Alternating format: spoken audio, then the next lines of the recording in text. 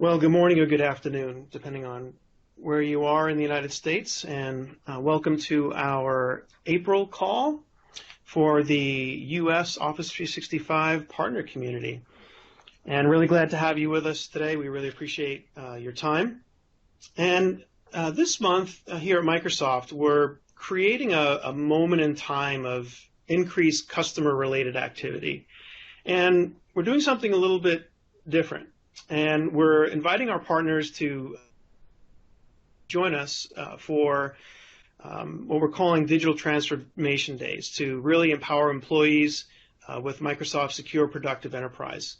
So the goal of Digital Transformation Days is to encourage customers and engage them in these different conversations, and just to show the value of these Secure Productive Enterprise workloads such as Office 365, Windows 10 Enterprise, Enterprise Mobility and Security. And to support this, we're focusing on efforts on enabling partners to tell and also sell the Secure Productive Enterprise story. So because Secure Productive Enterprise, or SPE, because that value goes beyond Office 365, I've invited my fellow community leads to join us this month to really help complete that story of what SPE is and the additional partner opportunities that it provides. So let me go and introduce them now. We have Nick Johnson. He's from our Enterprise Mobility and Security. Nick, thanks for joining us today. Thanks for having me. Good morning, everyone. Yeah, and then we also have Walt Perry, and he's a TSP as well over on the Windows side. Walt, good morning, or good morning to you. Yeah, thanks, Michael. Good morning, everybody. It's a pleasure to be here.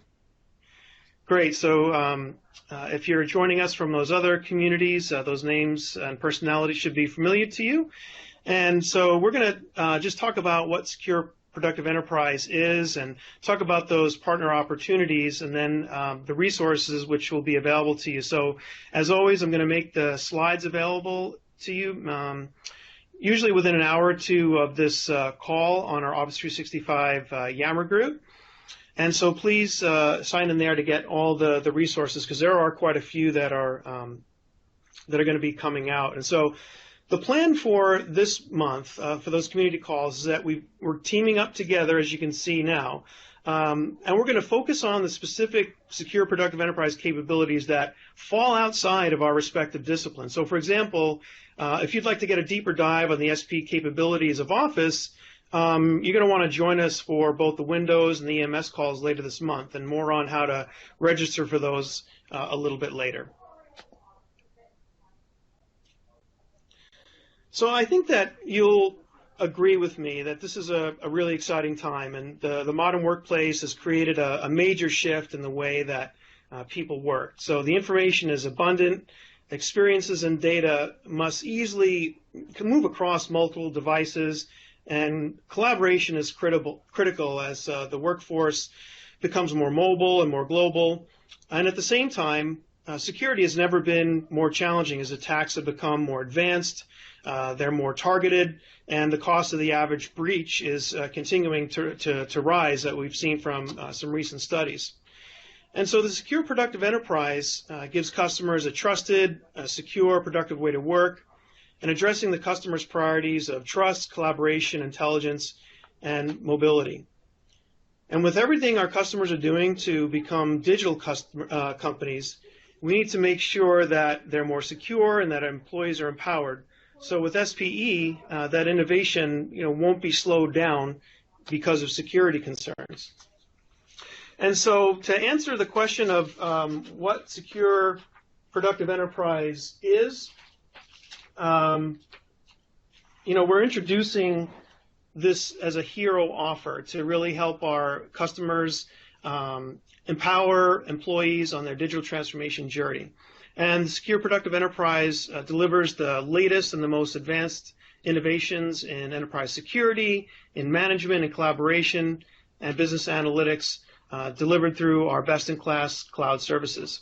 So as you can see illustrated on the slide, if you're not in your car right now, the SPE E5 brings together Office 365 E5, Windows 10 Enterprise E5, and Enterprise Mobility and Security E5, providing that comprehensive security approach to help customers empower their employees on their digital transformation journey. Now, while at first glance this hero offer may seem overwhelming for a partner to sell, but what our sales teams are finding that when you pivot that discussion with customers around solutions that enable digital transformation backed by security, you increase the surface area of what the customer will consider. And our sales teams are asking for partners who can deliver on all these capabilities. So analytics, enterprise mobility, voice, and then most importantly, security. So hopefully by now, if you're a regular attendee to my calls, you're familiar with at least the Office 365 portion of the Secure Productive Enterprise. But to review that, and for those that are joining today from other communities, let's highlight those last 3 E5 value pillars. So first with security, we provide advanced enterprise protection to really help reduce risk for enterprise. As part of our people-centric approach to the cloud, we've implemented these capabilities as part of the tools that our customer uses every day to boost our security, privacy, compliance, and transparency commitments. And those capabilities are advanced threat protection, advanced security management, customer lockbox, and advanced e-discovery. And as of yesterday, if you saw the blog that came out, we're also introducing, for those E5 capabilities, threat analytics and also advanced data governance, which I'm actually really excited about. Next is analytics, where we deliver insights for everyone to really help you make better decisions. So there's Power BI, helps you pull together data from various sources to create simple dashboards and compelling visualizations to make the best business and strategic decisions. And then there's My Analytics, which enables employees to really understand where they're spending their time and then the changes that they can make to be more effective and more productive at their jobs every day. And then there's Voice, where we're providing a complete cloud communications and reducing costs with a single platform with voice and meetings. So customers can potentially save millions of dollars by eliminating third-party conferencing and faux charges and PBX maintenance charges by implementing the integrated voice capabilities of Skype for Business, including PSTN conferencing, cloud PBX, and PSTN calling. So that's what we normally spend our hour talking about on this call. And so to learn more about each one of these specific opportunities, again, I want to encourage you to join the other community calls later this month, where I'll be along to present that. But for this call, we really want to hear the rest of the SPE story. So with that, let me turn things over to my friend and colleague, Walt Perry, to talk about what Windows have to offer for our partners. Walt? Awesome. Thanks, Michael. I sincerely appreciate it. I think you did a fantastic job there nailing definitely what SPE is and the opportunity for our partners here. Now, I just want to sort of move this, so let me know if you're seeing the slides move. It's looking good, Walt. Awesome. Great. Again, good morning, everybody. So I have the opportunity, gracious opportunity here to talk to you all about our Windows 10 portion of SPE. So when I think about SPE from my perspective, right, from a Windows 10 perspective, I really look as the client is really a fantastic, first point, what we can lock down, we can secure, and we could put internally, tie into these other fantastic offerings. I'm going to try not to get into too much of Nick's territory, because there is a lot of blend into this, right? And for me, I've been working with partners for quite a while now, and I really care about their ability to be profitable and sell sort of above their bar, right? So the SPE opportunity for me, when I talk about with partners, right, for our partners specifically, is the ability, especially through CSP, to go in, have that initial consulting conversation, say, all right, well, you need these additional portions of it, we could sell this E5 SKU to you. So there's a huge amount of momentum around Windows today. We have an amazing major release coming, right, Creators Update, but it brings in a lot of additional security features and advancements to things like Windows Defender Advanced Threat Protection. So right now we're running about 450 million devices that are out there today.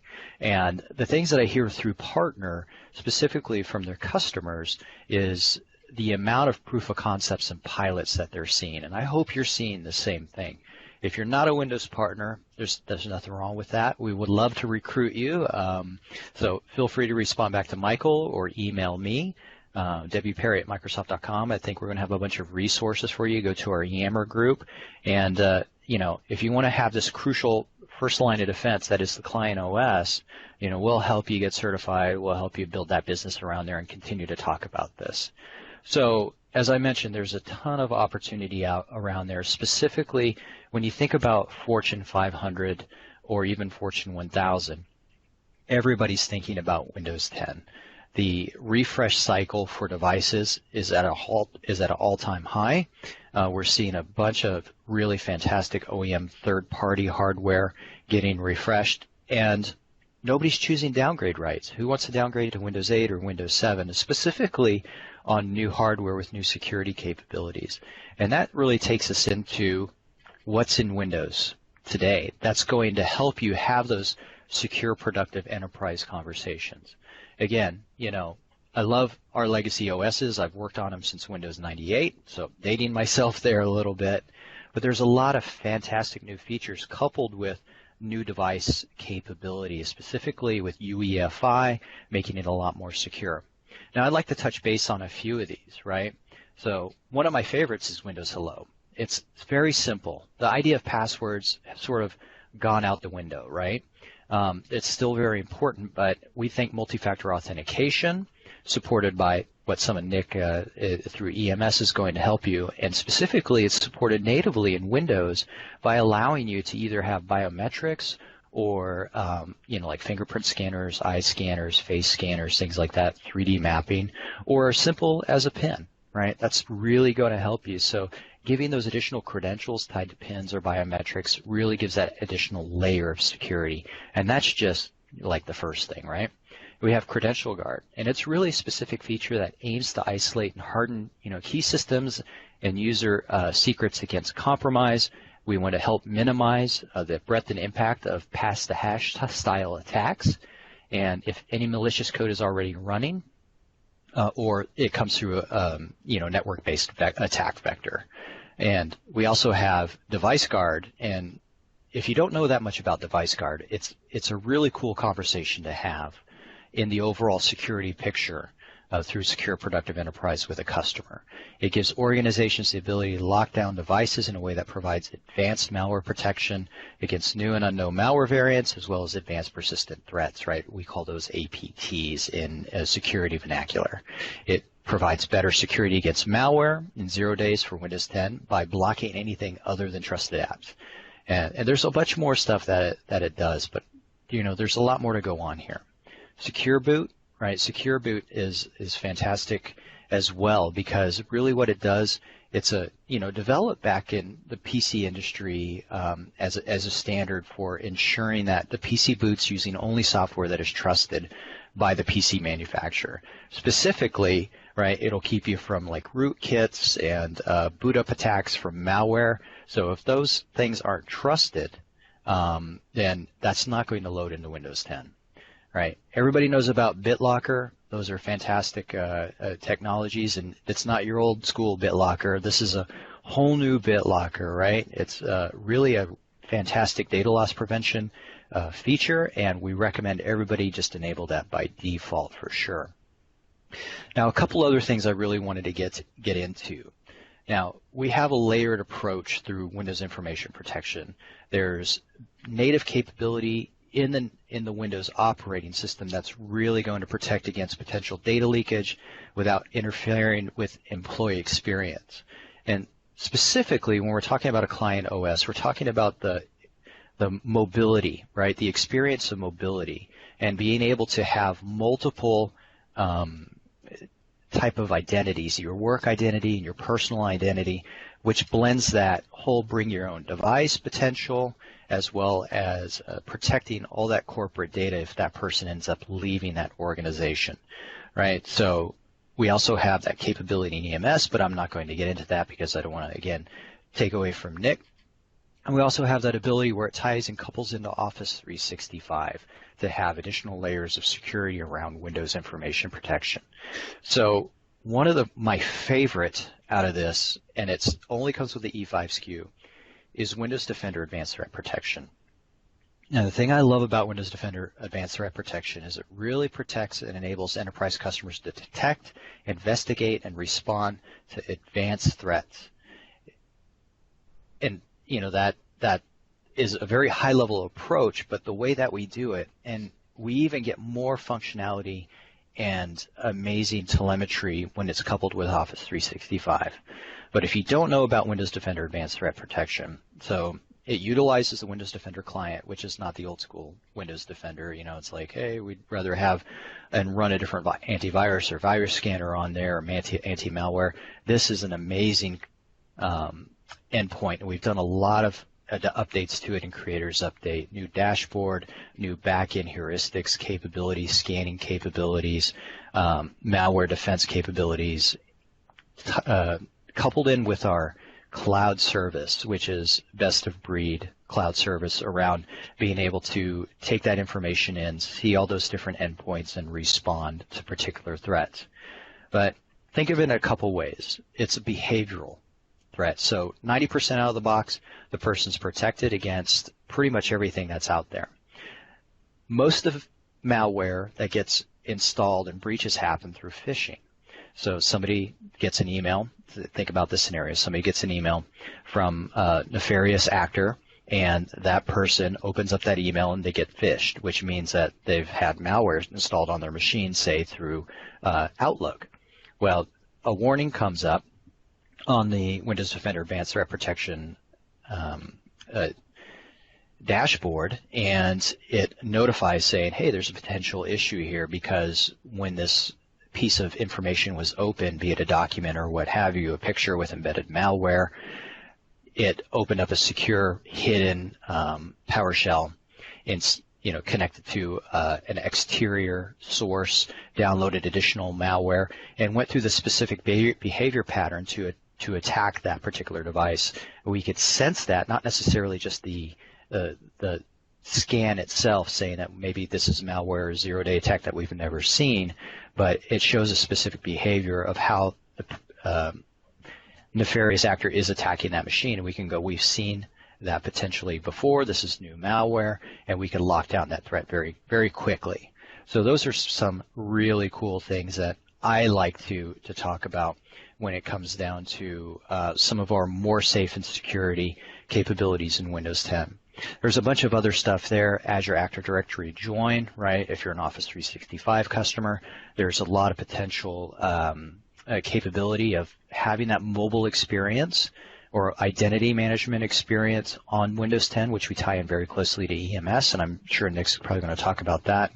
Windows Inc. for that additional productivity, specifically around Creators Update. Anniversary Update brought in a lot of capabilities around that, but we're really making it best of breed inking and that tablet type of experience that we've had for many years. We have obviously great mobile device management, which enables those mobile scenarios, productivity scenarios, to be able to lock down that information. Again, referencing Windows Information Protection. And again, one of the coolest things I like is being able to say dynamic provisioning. Now, I'll give you a quick scenario around how important dynamic provisioning is. Now, say you're a road warrior, right? Still using that old nomenclature. A lot of people are. You got to go through TSA, you got to pick your device out, say the device accidentally gets dropped and broken. Well, you got to go to your meeting, you're sort of out of luck at that point, you need a new device, screen's cracked, it doesn't boot, what have you. So you run to a box store, pick up a new device, and you have Windows 10 Pro on it. All right, so you email your IT department, they send you a provisioning package, you click on that provisioning package through some sort of basic email client, say the Windows email client,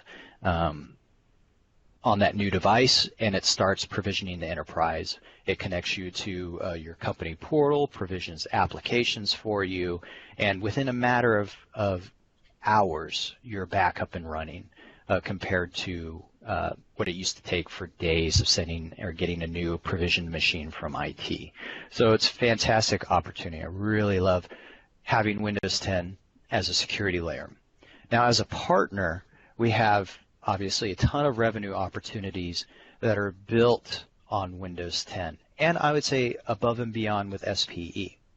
So when I talk to my partners about building a potential Windows 10 practice, we always say, what is the scope that you want to do? And most of the partners today talk to us about security and capability, right? We want to have that SPE conversation. We're seeing it's a fantastic SKU. I saw some comments in there that SPE is an amazing SKU.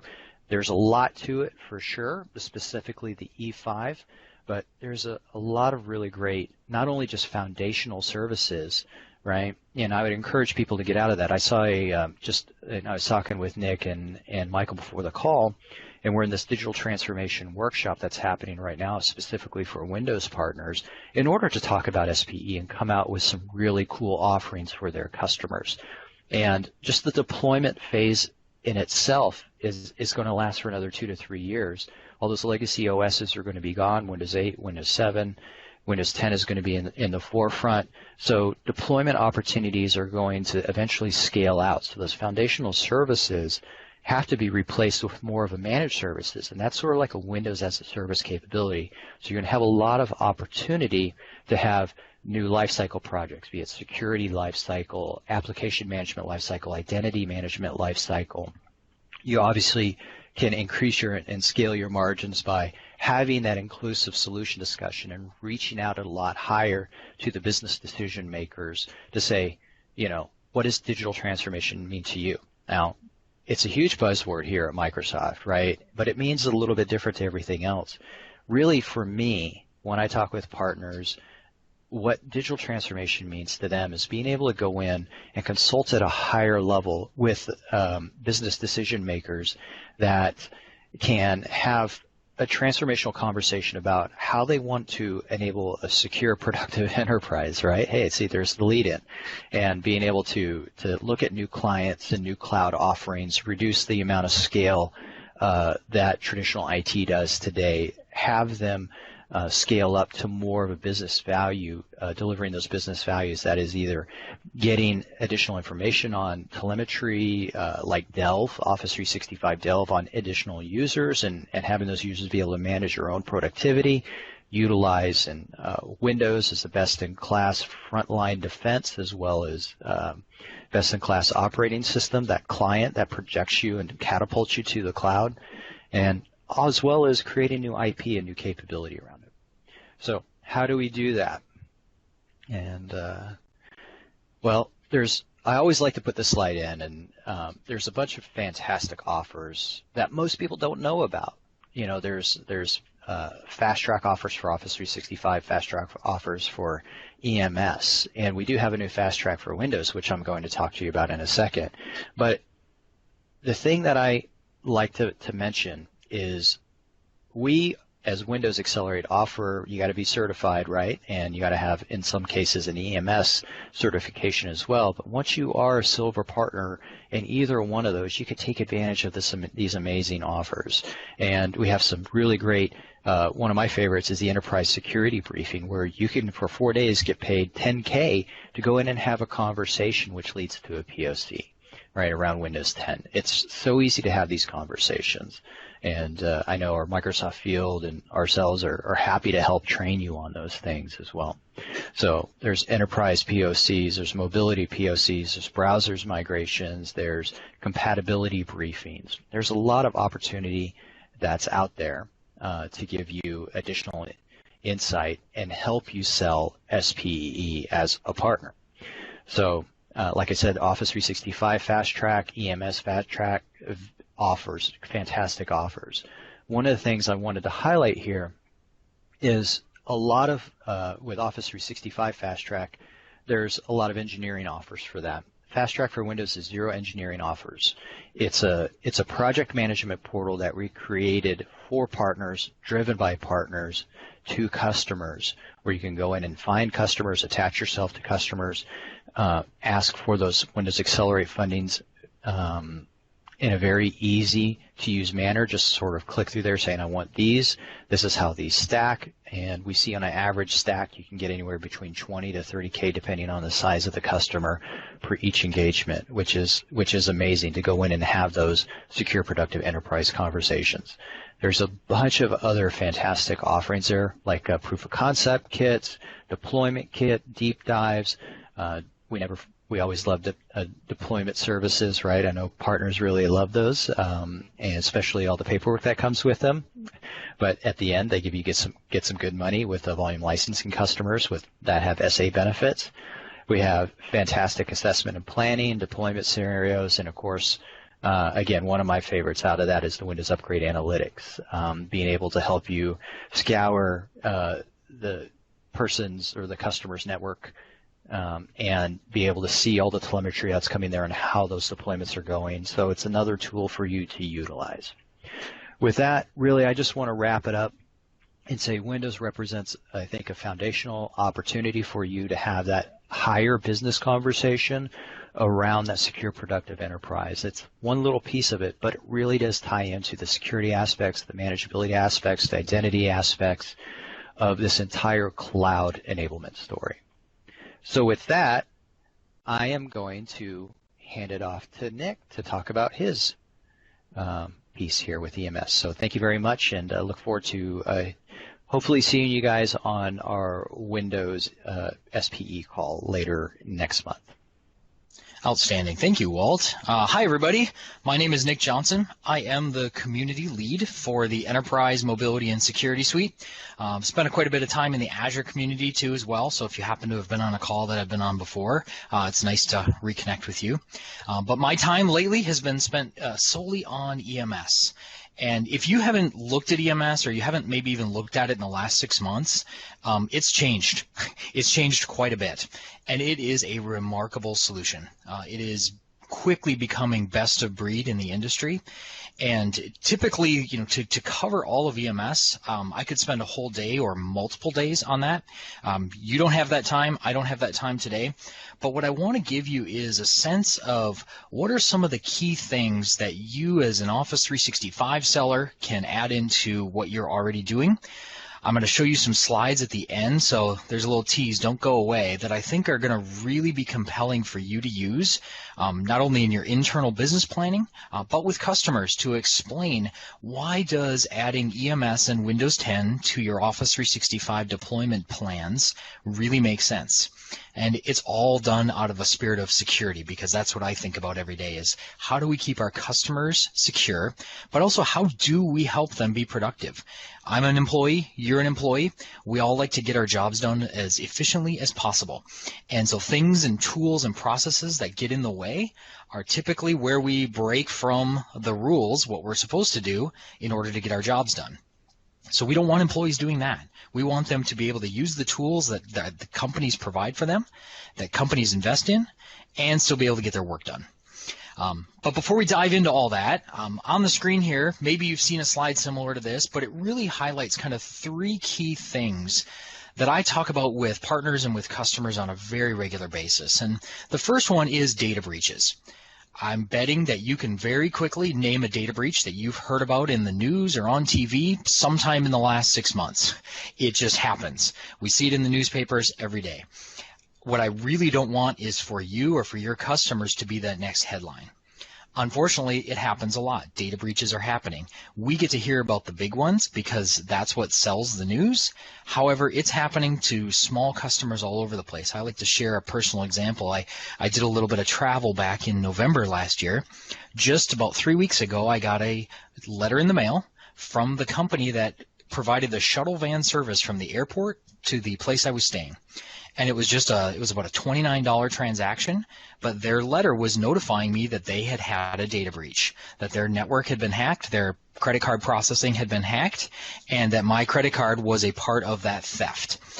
Fortunately, my credit card company had picked up on that way ahead of time and had already issued me a new card. But It happens to the big guys. It happens to the small guys. And there's really two kinds of data breaches. There's the ones that are the outside-in attack. That's where someone, we put it in air quotes a little bit, but it's a hacker who tries to come in and get into your network or into your customer's network, steal their data, and then sell it or use it for profit. But there's also the unintentional data breach, and that's what I call the inside-out breach. And that's where someone on the network who's going about their daily work accidentally sends something out. You've probably had that experience. You're sending an email and you start to fill in a name on the to line, and Outlook does that autofill thing, and oops, it actually autofilled the wrong name. And before you even realize it, you've sent out some data from your company. So we want to make sure we're protecting data on both sides of things. We also know that there's this concept out there called shadow IT, and every one of us has done it at some point in time probably, or we know someone who has. And what I want to land is that shadow IT is not necessarily a bad thing. When it becomes dangerous to a company is when users are doing it and exposing the company to risk. So rather than just putting in tools and processes to completely shut it off or stop it, what we want to do is enable your customers to be able to discover it, respond to it, and hopefully come to a place where they feel comfortable with the tools the users want to use, but they're also feeling comfortable with the company's data being protected. And then the last thing on this slide is quite simply, we've got a scenario where budget growth is limited, and yet when we look at the telemetry of budgets and where they're being spent, the budgets being spent on security continues to go up. In fact, I think it was just last year in a lot of customers we saw for the first time IT budgets spent upwards of 50% on security-related solutions because it is such a critical component of running a business nowadays. So that's sort of the reality in the landscape that we're finding with a lot of customers.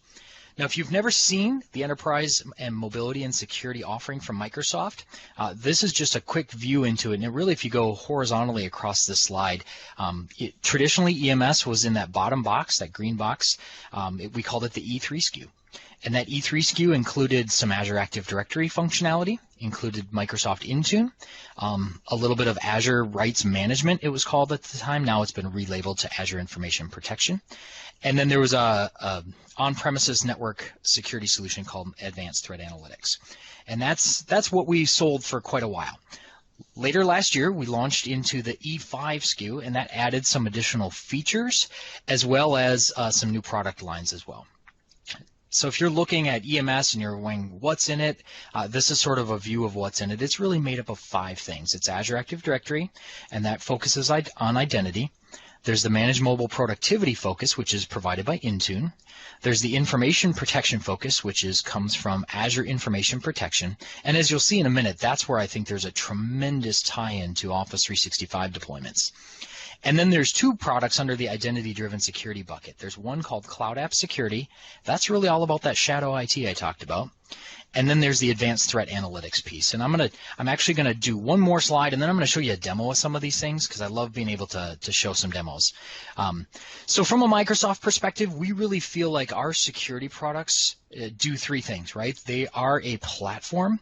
They're a platform that customers can use out of the box, but also build and extend upon to integrate and to build strong security solutions that they are comfortable with.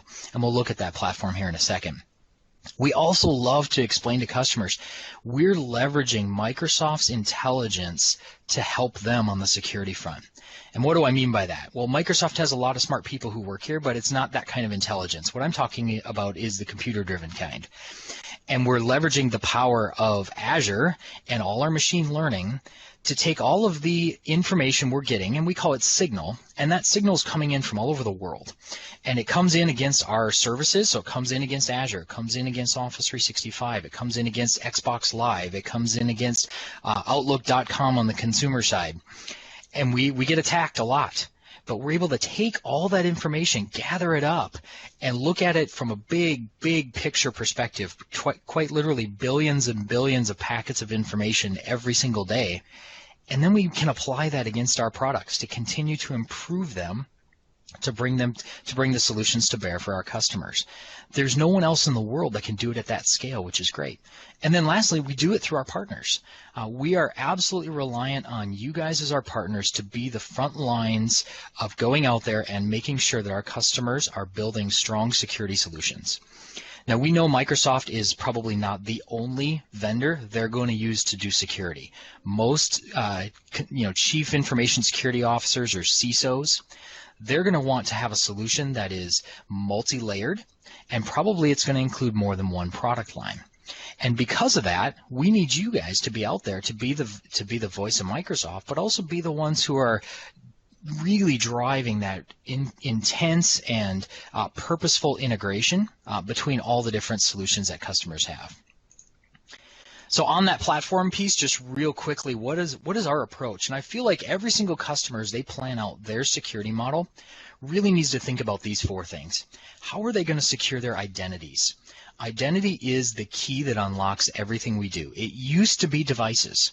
If you think back 5 to 10 years, devices was the thing we wanted to secure the most. But that's not the case anymore. It really is identity, because identity is the thing that goes with us. I know in my personal workflow just today, I've used 4 different devices, but I've used the same identity to unlock all of those. And so it's important that whether it's our consumer identities, things we use in our personal, our banking, or booking our travel, or signing our kids up for activities, or our work identities, that we have a way to secure those, and that we have a way to feel comfortable that we're not getting leakage on those, because those identities are the things that a hacker can use to gain access to a network. Of course, there are still devices. We all use devices. I just mentioned I've used 4 different ones today.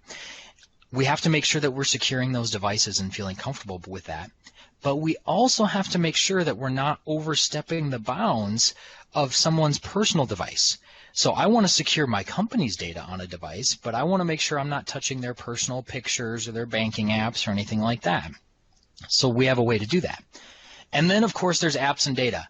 We all use apps and we all use data every single day. You all have Office 365 customers.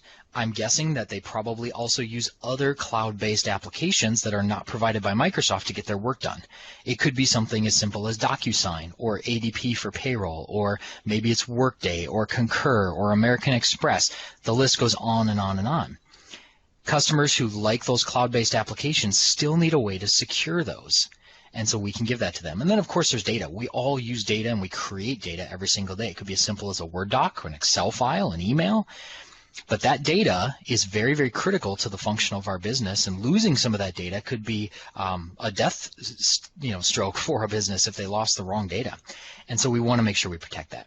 And then there is the infrastructure. And we'll talk just briefly about that in a few minutes.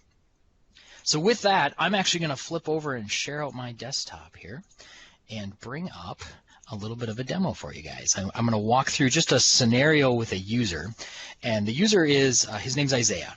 And Isaiah has come into work today, and he actually logged into his Windows 10 PC. And I apologize if it's taking just a second to load up. It'll come up here in a second. But Isaiah logged into his Windows 10 PC. In fact, he logged in using Windows Hello. So he didn't even have to type a password. He used the camera on his Surface Book, and that Surface Book scanned his face, and using 3D mapping was able to log Isaiah in. But now Isaiah has found out that he is shifting teams inside the company. He used to be in a services role, and now he's actually going to move over to the marketing team. And the marketing team has a lot going on. They're active on Facebook. They're active on Twitter. They have quite a bit going on in terms of engaging customers on behalf of the company. And so what Isaiah wants to do is go out and join up and get access to all the cloud-based applications that the marketing team might be using. And so to do that, he's going to go to the portal called myapps.microsoft.com. And so I'm just going to do that here. And if you have an Office 365 account, you could actually do this as well. So you can go to myapps.microsoft.com, and Isaiah is going to be prompted to log in, and he's going to log in with his corporate identity. This is powered by Azure Active Directory. It can be connected back to an on-premises Active Directory as well for single sign-on use case scenarios across that. But Isaiah is going to log in, and he's just going to type his password here. I'm not very good at talking and typing, so if I get quiet for a second, you'll know why. But Isaiah comes in, and this is his default portal. He has access to all of these cloud-based applications, and you can see most of them are powered by Office 365 at this point. But he wants to get access to what the marketing team is doing. So Isaiah's just going to click on Groups, and the groups come up, and he says, you know what, I need to join a new group. And what's great about this is Isaiah, the end user, is doing this. No one in IT or HR onboarding or anything has to do this on his behalf. He can do this for himself. So he finds the marketing team. That looks like a good one to join, so I'm just going to go ahead and click join, and I'm just going to say hello.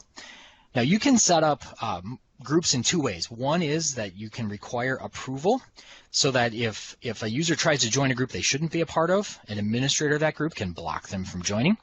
In this case, just for demo purposes, I set it up to auto join, so I didn't have to do the administrative piece.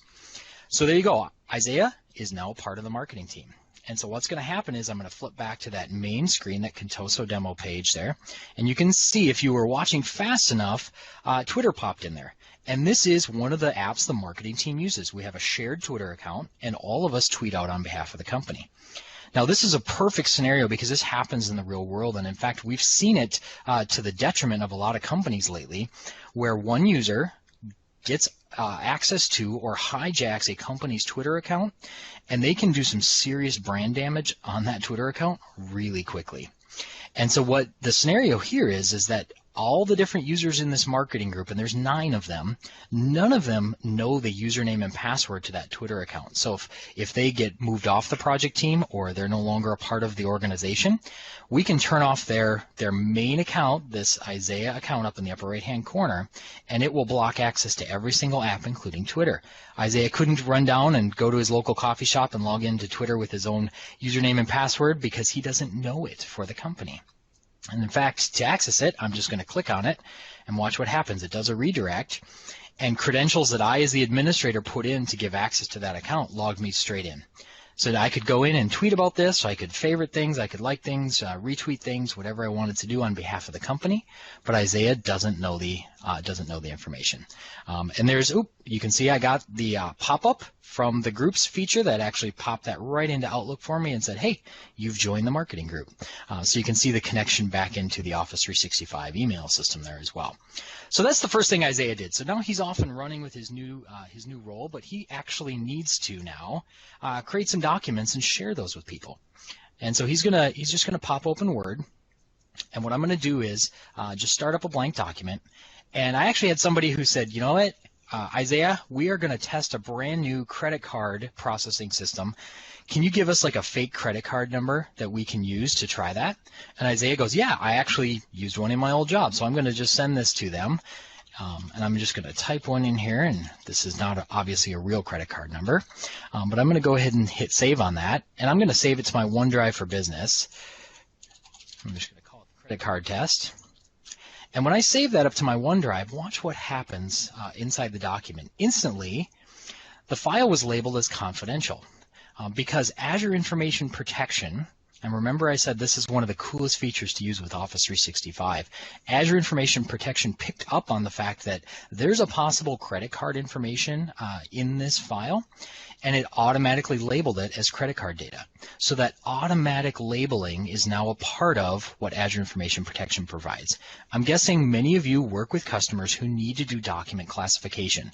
Whether it's probably not every document they create, but they might be in an industry that's highly regulated, or they might be in an industry where they need to protect certain types of data for compliance standards, that type of thing.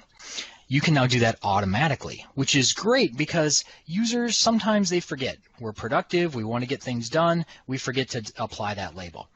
And then that label, it persists and goes with the file, but it also is integrated with a protection scheme.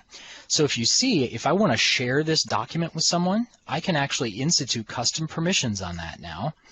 And I can say, you know what, I'm going to give them read-only on this because they only need to know that sample credit card number. I don't want them editing it or messing it around. I could choose what user I'm going to go to, and I could actually choose an expiration. I can then send it to them. What's great is that permission goes with that document. It gets wrapped into the metadata of that document, and it lives with that document no matter where it goes. In fact, I did one yesterday as a sample, knowing that this call was coming, called Super Top Secret Company Plans. Sounds like something we don't want to get out there into the wild, but I accidentally emailed that to some of my peers here at Microsoft to see what would happen. And sure enough, they did open it. They were very studious about opening that for us. And so what I'm going to do is, actually, let me just do this. I'm just going to right-click on it, and I'm going to choose that Classify and Protect. And then you can see I can, up on the top toolbar there, track and revoke that document. So I can actually see where that document has been. And you can see 2 people were able to open it. Those were the 2 people I shared it with legitimately. 7 other users tried 24 times to open that document somewhere in the world. And I can actually click into and see, all right, who in the world is trying to open? Oh my goodness, people all over the company have been trying to open this thing. I don't really want them to be able to do that. Thankfully, they couldn't, but I can actually get a report on that. If I want to see that on a timeline or perhaps on a map, and you can see yesterday was the spike. That's when everybody wanted to see the super top secret company information. But what's really cool is I can actually see that on a map as well. So you can see if I drill in here, I can see, wow, there's 11 people up in the Seattle area. Some curious folks up there, those Seattleites. But across the country as well, look, there's 10 more people broken out here. I've got 1 up in the Minneapolis area who was able to log into it, 5 down in the Kansas, Oklahoma area, and even 4 folks down in, I happen to know this was in Atlanta, Georgia, who tried to get into that. And then I can see, my friend Ed, he tried to get in 4 times. Ed really wanted access to that document, but it didn't give it to him. So that's Azure Information Protection. That's just a real finite look at it. You can do a lot with it. So you can protect Office documents, of course, but you can actually protect non-Office documents as well. You can see here I've got some PDF files that I've created. I can just right-click on that, and I can choose Classify and Protect, and I can wrap that document with protection. We've actually now expanded this as well, so you can do automated protection with things like PowerShell and things like that. So if you have historical data you want to go back and protect and classify, you can do that. This is all powered through Azure Active Directory, through Azure Information Protection Services, and it's tied into Office 365 very closely. So when you think about identities, when you think about documents, that's a very, very big protection thing as well. But I also want to show you a little bit about protecting our data on the devices. Now you might be thinking, well, there's a traditional mobile device management solution that's out there, right? You think MDM. We all probably use them on our phones. You have to enroll, you have to put a password in place, those type of things. Well, MDMs are sort of becoming less popular is what I'm seeing, and more companies want to go to what's called mobile application management, MAM, because mobile application management allows companies through the power of EMS to secure the applications that their users use for company data, but not touch anything that the individual users use. Like, we don't want to touch their personal email account. We don't want to touch their photos. We don't want to touch their banking. We just want to touch what's happening on the company data. Apologize for that. And so what I'm going to do here is I'm going to actually bring up a device. So Isaiah has left the office for the day. He has gone home, but he forgot to take his computer with him. And so to help with that, Isaiah is actually going to log into an iPad. It's a personal iPad at home, but he said, you know what? I can connect Outlook on that iPad to my company email. And sure enough, he did. And so you can see because of that, the first time I logged in, the company said to use Outlook to connect to company data, you have to have a password just on Outlook. And so you can see now I've got a password on Outlook. And what I'd like to do is actually, I'm going to scroll down because I know Alex here sent me a proposal that he wants me to review. And that's why I logged into the iPad tonight. So I'm going to open up that proposal in Word, and that Word application is being protected within what we call mobile application management, powered by Microsoft Intune. And it's going to open that proposal here for me. And you can see, it actually blocked it from doing it here. Apologize for that. See if it does it one more time, otherwise we'll move on. There it went. All right, so what I'd like to do is actually, I know I'm going to be going on an airplane here, and I want to take this with me. So I'm going to go ahead and just select this entire proposal, and I'm just going to go to I'm going to copy it here, and I'm going to go to the default Notes app on the iPad, and I'm just going to paste it in here because I just want to be able to read that, make some comments on it, and then reply back. Well, you can see here up on the top, when I try to paste it in, paste is grayed out. And that is simply the power of mobile application management, because MAM is protecting the documents and the data that we've told it to protect, and it's saying you can work with corporate data inside corporate applications, but you can't move the data outside of that. And it is that simple. So from an end user, it just stops me from doing something I shouldn't be doing. But it makes it easy on IT as well. So let me flip over real quick. So that's kind of a view of some of what an end user would experience with EMS. And then what I'm going to do here now is flip over just for a minute and show you a little bit what that looks like on the administrative side and show you how easy it is. And I mentioned EMS has changed quite a bit in the last 6 months especially. What we've seen is almost everything in EMS is now being integrated directly into Azure. So if you're familiar with Azure at all the functionality and the portal features are being placed right inside Azure, so you can use them as a part of your Azure dashboards. That makes it really easy to administer. So I was just showing you mobile application management. So here's the Intune mobile application management panel. And I was on an iPad, and so what I'm going to do is open up the app policy for the iPad and show you what that looks like. So you can see here I've got a default policy for iOS in place, and I'm going to click on Targeted Apps. And inside the Targeted Apps, you can see I am protecting the OneDrive app, Word, PowerPoint, Outlook, and Excel on there. I could select other apps, of course. You can also do custom apps. That's going to be coming here real soon, so you can protect those as well. So I'm saying I want to protect all those apps, and then the policy settings tell me what am I going to do to protect those apps. And what I'm going to do is I'm going to prevent anything from those apps being backed up as a part of an iTunes or an iCloud backup. I'm going to prevent save as, so I can't even do a save as to the local drive or the local document. I'm going to require a PIN for access, and you can see the PIN length was 6. If you remember in my demo, that's what it was.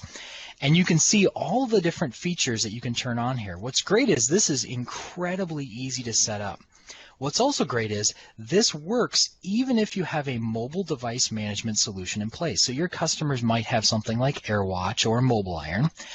The MAM feature still works with those. And so for customers that are on Office 365, they're using Azure Information Protection Services, they want that mobile application management experience as well, you can still turn that on here. And that's a really big, powerful selling point that I found because customers seem to really like that. Now, I also talked about 2 features that are a part of sort of protecting the all-up infrastructure. And the first is Cloud App Security. And Cloud App Security is that tool that allows us to discover that shadow IT that I talked about at the beginning. And shadow IT is simply users that have gone out, they're using cloud apps to do their own work, and they want to be able to use those, but as a company, we don't know about them. It's going to be better for us if we do, and then we can figure out how to protect those. So what Cloud App Security does is it monitors the entire network. It actually grabs the logs off the firewalls and the proxy servers, imports those in, and all in the cloud gives you a report of what are your users using. So that's all under this Discover menu. You can see here I can click on Discovered Apps, and this now shows me everything that was on this network that I ran this for that was being used. It assigns a security score and tells me that's a pretty secure app. You're okay with that, but there's other apps that may not be secure. So what I'm going to do is click on Cloud Storage here on the left. And you're going to actually see, oh my goodness, in my organization there are 52 different cloud storage applications that are being used. Now we've heard of some of these, of course, OneDrive and Box and so on, but there's a lot that, boy, I have never heard of.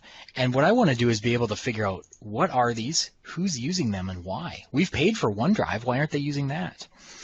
Maybe it's a coaching issue. Maybe they don't know it's there. Maybe they're using this for a specific reason, and we can help them work through that. So I can actually click over into users for this one particular cloud application and figure out, I've got several users using this. Maybe there's a training issue. I'm going to go investigate that and figure that out. So that's what you can do is you can discover those apps, but then you can also put policies in place to then begin to monitor some of those applications. So you can say, you know what, I'd like to see everything that's being done or shared out in OneDrive that potentially has cloud information, or the SharePoint in this case. And here's some information about customer purchases at our U.S. stores. It's being shared on SharePoint. There's actually quite a bit of people who have access to it. Then I can find all kinds of information about it. So I can actually go direct and open the file. I can view the hierarchy of where it lives in the SharePoint architecture. I can also make it private. I can instantly lock it down. I can even go so far as to put the whole user in quarantine if I need to. Cloud App Security, from an administrative standpoint, the users don't even really know this is happening, but it gives an administrator on the security front the ability to protect their network. And then the very last piece I want to talk about is protecting the network. So if you have customers that still have on-premises networks, they've invested in server architecture, they're thinking, well, EMS isn't totally for me. We actually have a thing called Advanced Threat Analytics, and ATA really it does an amazing job at protecting and mostly detecting network intrusion events. And I could talk for hours just about ATA, and so I invite you to come over to our EMS community to learn more. But here's just a real sample. ATA actually figured it out. It started watching the network, and so it's kind of like a timeline, right? You scroll up, and it says, all right, we've got 13 exposed sets of credentials out there. It's low risk, it's gray, but we're going to keep an eye on those. And then it actually detected, you know what, there's been some honey token activity on the network. We're going to keep an eye on that as well. Oop, and then all of a sudden our bar turned yellow. And now it's actually detecting that there's been some reconnaissance against some of those potentially exposed accounts. There's been 105 guess attempts to figure out what are some of those accounts. They figured out who 3 of them were. In fact, one of them is Michael Dubinsky here. Then all of a sudden it detected that there's 405 guess attempts against Michael's account, and there was a potential guess. There was actually a hack that happened because of Michael's account. It detected that his 2 normal computers were used, but then 6 that he didn't use. And then it actually detected that from his account, we were able to gain access as an administrator on the network, and moving all the way up to a domain controller, DCO1 there. Now that's a very quick overview, but what ATA does is it uses behavioral analytics to watch and understand what do people normally do, and when their accounts deviate from that, how do we help them move beyond that? So that's sort of the story of EMS. I know I went really quickly through a lot of that. What I'd invite you all to do is come and join our EMS community every single month. We've got all kinds of training available on this, but from an Office 365 perspective, there is tremendous opportunity for all of you to add this to the business that you're already selling into your customers and really help them benefit from building a secure and a holistic picture. I put a whole bunch of EMS resources in this slide deck, so when it's on Yammer, you'll be able to download those. I've also put some conversation starters in there for you, and some calls to action, which is primarily come join our community. We'd love to have you. If you're interested in joining and doing some more EMS, we'd love to have you actually come and have a conversation with us. I think that'd be really beneficial for you and for all of us. And I'm actually going to skip through a couple of slides here real quick because I don't have time for those. And then, Michael, I'm going to turn it back over to you, my friend. Thanks, Nick. Was there questions? Yes. Yeah, there are a couple of questions, but we only just have a couple of minutes to get through. There's a lot of interest in the demo, Nick, and so what I think I'll do is why don't I just kind of finish off the slides and resources that we have here, and I'll let you go ahead and answer those, and I'm sure you can reply all so everybody can see the benefit of those answers because there's a lot of good questions in there. Does that sound good? Sounds great. Yeah, so sorry we didn't get a chance to answer those on the call, but just check your messages window, and Nick will be knocking those down over the next few minutes, and hopefully he can stay a little bit later to address those. So we don't have time to go through every one of these pillars here, and so hopefully you got some good information and some good ideas from those on the call, and we're going to be, and I know I'm going to be going in deeper on these in the next calls coming up. But maybe just to make just a couple of general comments on here. And so in terms of kind of what you need to be successful, and many of our most successful partners, they've worked to develop end-to-end solutions that are vertically focused to increase your ability to differentiate from the competition with that deeper level of vertical and business process expertise. Maybe you specialize in a particular industry. And there's data out there that shows how you can increase your win rate by as much as 50 to 80% by increasing that vertical focus. And then, of course, encourage you to build your own IP, and it's more important than ever to really make that differentiation where you create something that is packaged and repeatable, and you can drive those higher gross margins. And partners are leveraging our CSP capability and bundling our services along with their managed services to be able to create that complete end-to-end offering. Now, when it comes to secure productive enterprise, as I noted at the top of the call, I'm very well aware that this can be a challenge to deliver on all this. And you may need to leverage other partners, some partner-to-partner motions while you build out those additional capabilities. But as I mentioned earlier as well, our field is asking for these partners who can deliver on this full breadth of the secure productive enterprise. So we have resources for you to help you skill up, which I'm going to share on the next slide. And we're also going to we've been having conversations and looking to figure out what we can do to add some additional training and have some practice building boot camps as we approach our next fiscal year and do that planning here at Microsoft. So there is an aka.ms vanity URL here, and that will be a great starting point or kind of a one-stop shop for you. So it's aka.ms/SPE, and we're going to have a blog that's coming out by Joel Borellis, and it also has a video associated with that and all the different resources. He's our GM for partner enablement, and so I encourage you to check out that link to kind of bring a lot of this together. Here are the links for those other community calls that'll be happening and all of our community information, so you can kind of get engaged if you found interest in that and want to learn more about those specific communities. I've added those links for you here, which will also be in this deck, which I will post a little bit later today. And so there are the dates for our upcoming calls on April 26th and 27th.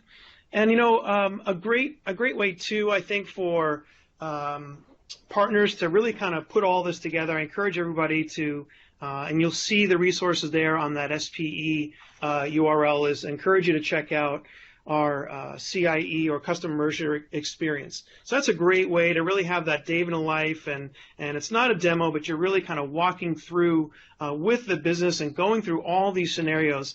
And the CIE really highlights everything that we talked about today, and there are different scenarios for all of that. And so that, if you're thinking about one particular resource that you can use to really kind of tell that story for your customers, I would recommend CIE. And I probably shouldn't say this, but we really kind of lowered the bar, if you will, to be able to be a partner that can deliver that. We've made that a lot easier for you in terms of just kind of watching the video and consuming some training and being able to pass an exam and get access to those environments. So I encourage you to check that out. And thanks for hanging on for just a couple of minutes, because there's a lot of great training opportunities that are coming up. If you're in that New York area, you're going to want to take advantage of the Office University Office 365 Advanced Security training. That's a no charge 2-day in person there in the New York area. We've got some Drumbeat Grow events. And we also have some optimized events that are coming up, and I encourage you to check on those links for your area. 2 events coming up in New York, and then also in Irvine. Those will be presented by my peers. And then we have a technical airlift. New one just got announced for Los Angeles, 23rd to 25th. I've talked about those on previous calls. Great in-depth technical training. And then the Communications Competency Boot Camp.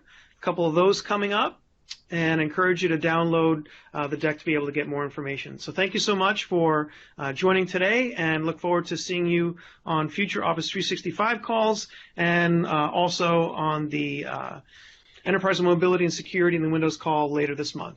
Thanks again for joining. I appreciate it, and we will hang on for a little while and trying to get the rest of those questions answered, but I'm going to go ahead and end the stream, and see you all next month.